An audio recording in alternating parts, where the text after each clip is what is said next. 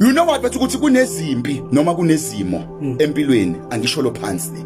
Kunezimo noma kunezimpi engeke zizeyiphele ezinye zazo sizodlula mfowethu. Khona isimo esingadluli, khona isimo edlulayo.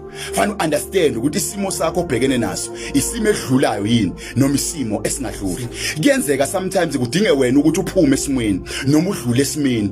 Kunesimo esidinga wena ukuthi uphume, kunesimo esizokubeka kwenye level. Uyabona isimo esingadluli mfowethu noma isimo edlulayo mfowethu.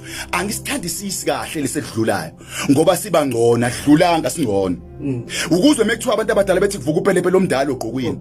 Upele ugogo mfethu isithebe mfethu esithile esasibazwa amadoda kudala kwathiwa ugqoko. So lesithebe mfethu kwakuthi made kudliwa inyama enamafutha, kufakwe nosawoti, kufake nani nopelepele noma kufakwe yonke lento ezibaba esizidla manje. Uyabo besingagezwa leso sithebe mfethu. Bekuthi noma sekudliwa enye inyama entsha.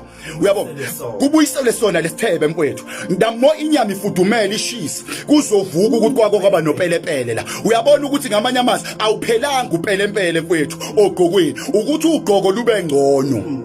Ngiyasincamela mina isimo esingadluli kube yimi ophuma esimeni.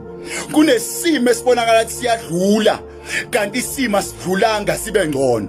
Uyabona mfethu mabe ngiyindoda eabusive ngusikhotheni nje, ngusathane nje mfethu, ngusathane kaHadebe. Akushintshile ukuthi ushintshile lo sathane, usewuye usathane mfethu ukuthi lo sathane usengcono.